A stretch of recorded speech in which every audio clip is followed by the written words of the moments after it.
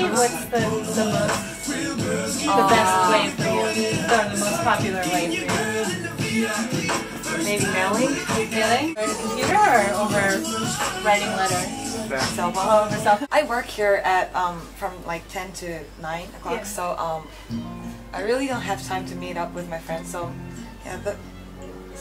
yeah, I think maybe mailing is. And they're working also, right? Yeah. So it's okay to send a quick message from work? Is that typical? Yeah. Okay. So what kind of messages? When you're working at the club and you send out invitations prior, do you have an email list that you already kind of have people on?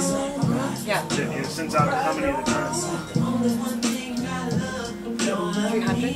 300 people? Okay, so it's mass invitation? Yes. Okay, and that gives you where you're playing tonight or where you're working? Yes. Okay. Would you mind showing us on your phone, like you don't have to actually send it, but would you show us how you would kind of set up an email that you would send to people? Well, it's in Japanese, but it's okay. Yeah, that's okay.